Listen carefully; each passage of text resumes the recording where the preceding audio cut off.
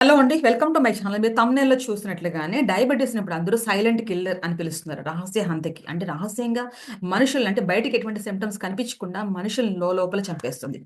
ఎందుకు దీన్ని silent killer అని పిలుస్తున్నారు అని చాలా కారణాలున్నాయి. కానీ ఇక్కడ నేను మెయిన్‌గా ఒక 5 కారణాలు చెప్పదలుచుకున్నాను. దానికన్నా ముందు డయాబెటిస్ ఎన్ని రకాలు? అవి 3 రకాలు. ఆ 3 రకాలు ఏంటి? ఏ వయసులో వస్తుంది?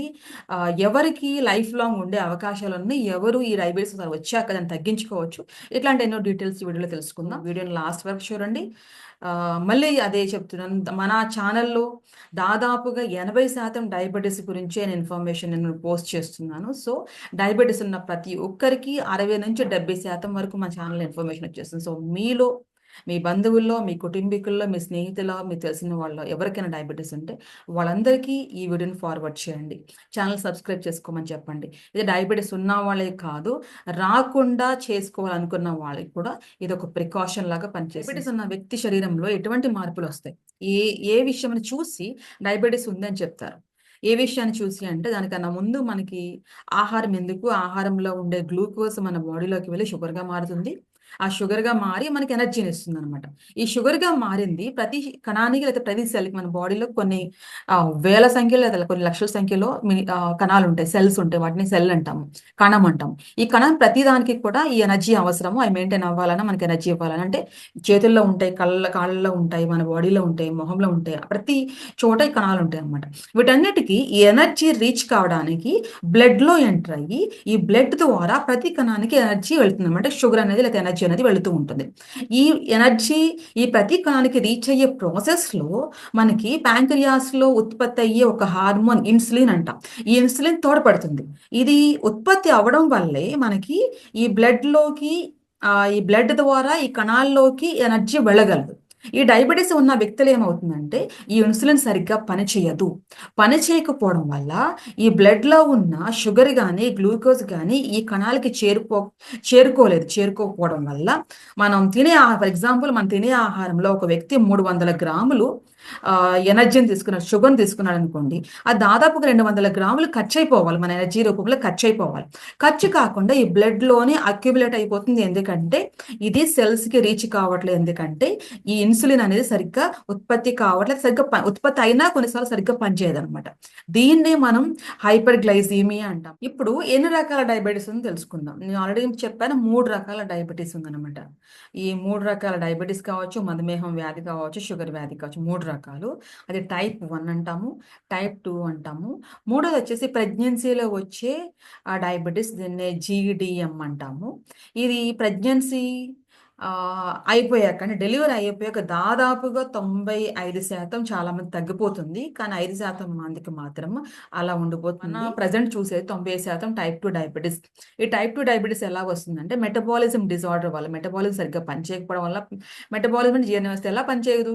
మనం అంతకుముందు మంచి ఆహారం తీసుకోకపోవడం వల్ల, మంచిగా ఎక్సర్సైజ్ చేయకపోవడం వల్ల, ఒక హెల్తీ లైఫ్ స్టైల్ జీవించకపోవడం వల్ల మెటబాలిజంలో ప్రాబ్లమ్ వస్తుంది. ఆ ప్రాబ్లమ్ వల్ల ఇన్సులిన్ సరిగ్గా పనిచేయక ఈ టైప్ 2 డయాబెటిస్ వస్తుందనమాట. ఈ టైప్ 2 డయాబెటిస్ వచ్చేవారు ఎవరెవరంటే ఎక్కువగా 30 ఏళ్ళు పైబడిన వాళ్ళకి ఎక్కువగా వచ్చే అవకాశాలు ఇంకా ఎక్కువ చాలా క్లియర్‌గా చెప్పాలి 40 ఏళ్ళు దాటిన వాళ్ళందరికీ కూడా 80% ఈ డయాబెటిస్ వచ్చే అవకాశాలని ప్రెజెంట్ ఉన్న సిట్యుయేషన్‌ని బట్టి. ఆహ్, అలా అని చెప్పేసి మిగతా వాళ్ళకి రాదంటే రావచ్చు. కానీ ఎక్కువ శాతం వీళ్ళకి అన్నమాట. సో, 30-35 ఏళ్లలోపు ఎక్కువ ప్రీ డయాబెటిస్ కనిపిస్తుంది. 35 ఏళ్ల తర్వాత 35 ఏళ్ల నుంచి 55 ఏళ్ల ఈ మధ్యలో ఎక్కువగా డయాబెటిస్ 2 అంటే టైప్ 2 డయాబెటిస్ వచ్చే ఛాన్సెస్ ఎక్కువున్నాయన్నమాట. ఇది ఈ టైప్ 2 డయాబెటిస్ వచ్చాక మందుల్లో వాడితే గనక కంట్రోల్ చేసుకోవచ్చు. డైట్, ఎక్సర్సైజ్ మందులు చూసుకుంటే కంట్రోల్ చేసుకోవచ్చు. కానీ ఈ మధ్య రీసెర్చ్ చేస్తే మనం కూడా మన ఛానెల్‌లో కొన్ని పోస్ట్ చేశాను. ఆహ్, టైప్ 2 డయాబెటిస్ వచ్చిన వాళ్ళు సరైన డైటు, ఎక్సర్సైజు అంతే కాకుండా మెడిసిన్ సక్రమంగా వాడి ఇవన్నీ గనుక సక్రమంగా ఒక డిసిప్లిన్‌గా ఫాలో అయితే అంటే మంచి రొటీన్ టైంకి తినడము, టైంకి నిద్రపోవడం చేస్తే గనక వాటిని రివర్స్ చేసుకోవచ్చు. దాన్నే డయాబెటిస్ రివర్సల్ అంటాం. డయాబెటిస్ రివర్సల్ అంటే ఏంటంటే, ఒక డయాబెటిస్ ఉన్న వ్యక్తి నాన్ డయాబెటిక్ అంటే మందులు లేకుండా జీవించొచ్చు. ఇది కొంతకాలం అనమాట. మళ్ళీ తర్వాత నాన్ డయాబెటిక్ అయిపోయాక ఈ మనిషి మళ్ళీ ఇష్టం వచ్చినట్టు షుగర్స్ తినడము, మళ్ళీ స్కెడ్యూల్ ఫాలో అవ్వకుండా, ఒక మంచి లైఫ్ స్టైల్ ఫాలో అవ్వకుండా ఉంటే మళ్ళీ ఫాస్ట్‌గా రీఅక్కర్ అయ్యే ఛాన్సెస్ ఎక్కువున్నాయన్నమాట. అప్పుడొచ్చేసి టైప్ 1 ఏంటి? టైప్ 1 అనేది ఎక్కువ చిన్నపిల్లల్లో చూస్తున్నాం. చిన్నపిల్లల్లో అంటే ఇప్పుడున్న ప్రెజెంట్ మనకి ఎక్కువ డయాబెటిస్ శాతం మనకి ఇండియాలో దాదాపుగా 6,00,00,000-7,00,00,000 మందికి డయాబెటిస్ ఉంది. అంటే అఫీషియల్‌గా, అన్‌అఫీషియల్‌గా 10,00,00,000 మంది దాకా కూడా ఉండొచ్చు. ఎందుకంటే చాలామంది టెస్ట్‌లకి వెళ్ళట్లేదు. ఎందుకంటే వాళ్ళకి సింప్టమ్స్ తెలియట్లేదనమాట. ఈ ఉన్న 6-7,00,00,000 మందిలో దాదాపుగా 95% టైప్ 2 డయాబెటిస్ ఉన్నవాళ్ళే 5% మాత్రమే టైప్ 1 ఉన్నవాళ్ళు. ఇది ఎక్కువ పిల్లల్లా కనిపిస్తుంది. ఇది లైఫ్ లాంగ్ మందులు వాడాల్సిందే. వీళ్ళు ఎక్కువగా ఇన్సులిన్ మీద ఆధారపడాల్సి వస్తూ ఉంటుంది. టైప్ 2 ఉన్న వాళ్ళకన్నా ఇది కొంచెం డేంజరస్. చాలా రెగ్యులేట్ చేసుకోవాలి. చాలా స్ట్రిక్ట్‌గా డైట్‌తో ఉండాలి. ఎప్పుడు టెస్టులు చేయించుకుంటూ ఉండాలి. ఎప్పుడు మానిటర్ చేసుకోవడం వల్ల వీళ్ళు మంచి లైఫ్, లాంగ్ లైఫ్ జీవించొచ్చు. లేకపోతే లైఫ్ స్పాన్ తగ్గిపోయే అవకాశాలు ఎక్కువున్నాయనమాట.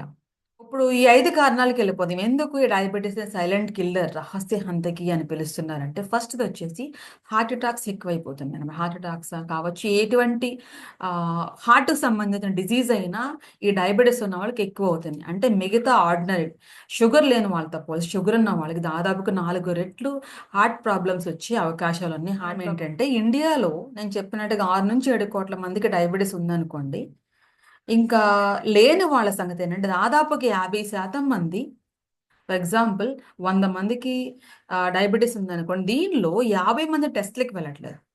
ఎందుకంటే ఈ సింప్టమ్స్ తెలియట్లేదనమాట. తెలియకుండా ఉండడం వల్ల చాలా తెలిసినప్పటికీ కూడా ఏదోలే అన్నట్లు టెస్ట్‌లకి వెళ్ళకపోవడం వల్ల ఈళ్ళు దాదాపుగా ఒక సంవత్సరం నుంచి 2 ఏళ్ల పాటు ఈ డయాబెటిస్‌తో జీవిస్తున్నారు. మందులు లేకుండా జీవిస్తున్నారు. ఇలా జీవించడం వల్ల మన బాడీలో ఉండే మెయిన్ ఆర్గాన్స్ మీద ఎఫెక్ట్ పడి వాటి యొక్క లైఫ్ స్పాన్ తగ్గిపోతుంది. మెయిన్ ఆర్గాన్స్ అంటే కిడ్నీస్, లివర్ కావచ్చు, కిడ్నీస్ కావచ్చు, గుండె కావచ్చు అనమాట.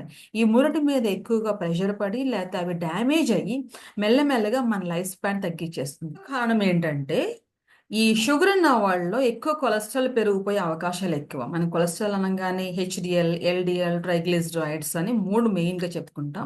ఈ కొలెస్ట్రాల్ పెరిగిపోయే అవకాశాలెక్కువ. అంటే గుడ్ కొలెస్ట్రాల్ అని హెచ్‌డీఎల్ తగ్గిపోతుంది. బ్యాడ్ కొలెస్ట్రాల్ అనే ట్రైగ్లిజరాయిడ్స్ అండ్ ఎల్‌డీఎల్ పెరిగిపోతుంది. దీనివల్ల కూడా హార్ట్ ఫెయిల్యూర్స్, హార్ట్ ప్రాబ్లమ్స్ వస్తున్నాయి. వీళ్ళ లైఫ్ స్పాన్ తగ్గిచ్చేస్తుందనమాట. కారణం ఏంటంటే ఈ షుగర్ ఉన్న వాళ్ళలో ఎక్కువ కొలెస్ట్రాల్ పెరిగిపోయే అవకాశాలెక్కువ. మనకు ఆఖరి రీజన్ వచ్చేసి ఒక మనిషిలో 80-140 మిల్లీగ్రాముల కన్నా షుగర్ ఎక్కువుంటే దాన్ని డయాబెటిస్ అంటాం.